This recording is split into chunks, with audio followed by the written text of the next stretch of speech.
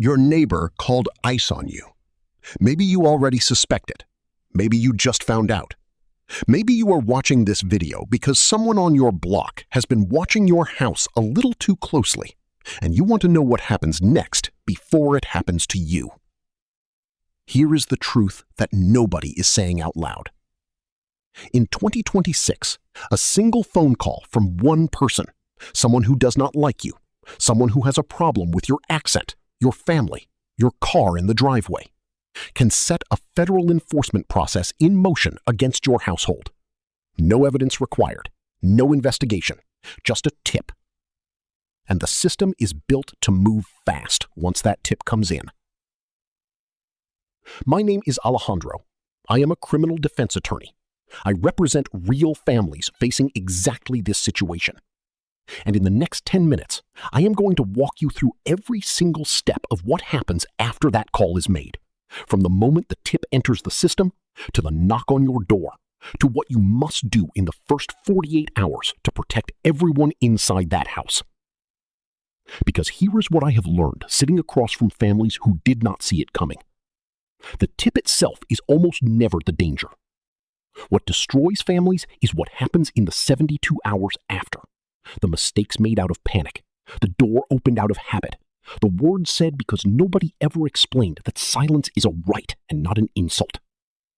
If someone called on you, or if you think someone might, this video is the one you needed yesterday. Stay with me. Step 1. What actually happens when that call is made?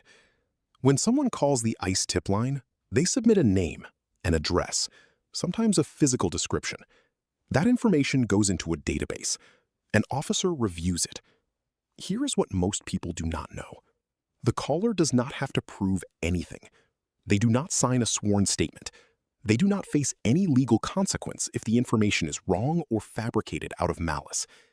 The tip is a starting point, not evidence. What ICE does with that tip depends on several factors. Whether the name matches someone already in their system, whether there is an existing removal order, whether the address connects to a prior case.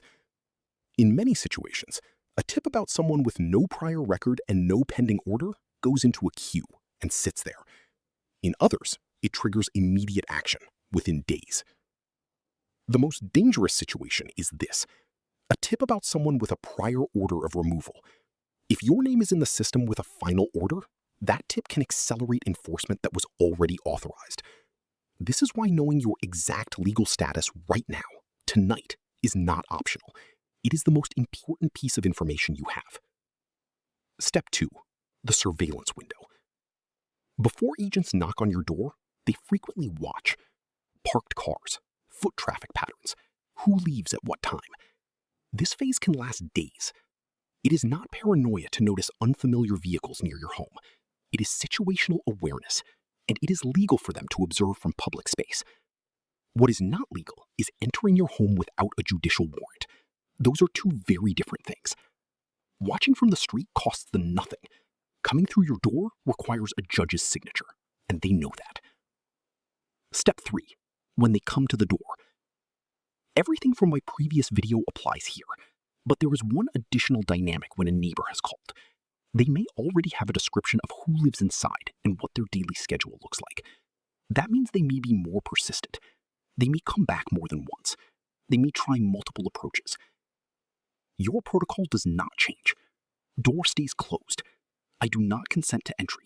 If you have a judge-signed warrant, slide it under the door. Say it calmly, say it once.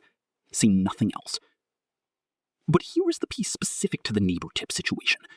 Do not confront your neighbor. I have seen families go directly to the person they suspect and have a confrontation on the street. Step 4. What to do in the first 48 hours. Call an immigration attorney before anything else, not after something happens. Now. A competent attorney can pull your record, verify your current status, check for any flags in the system you may not know about, and advise you on whether you have exposure you are unaware of. Many families discover outstanding issues, an old case, a missed hearing, a document that was never filed, only after enforcement begins. By then, the options are narrower and the cost is higher. Second, do not change your behavior in ways that create legal problems. Do not leave suddenly. Do not move assets. Do not stop showing up to work or school.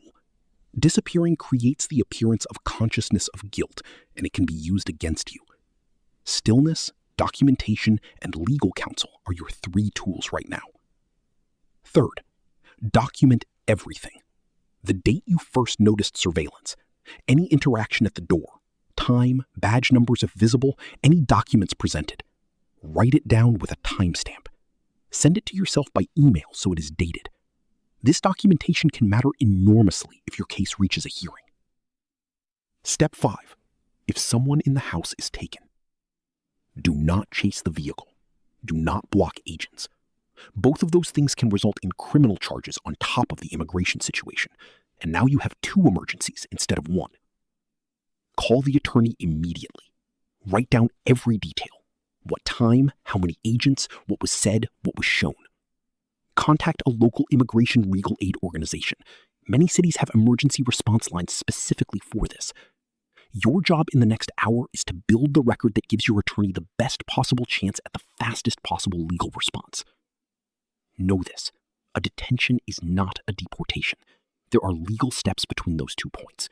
An attorney can file for a stay of removal. A judge can intervene. People have been returned home after detentions when the right legal moves were made quickly. But quickly is the operative word.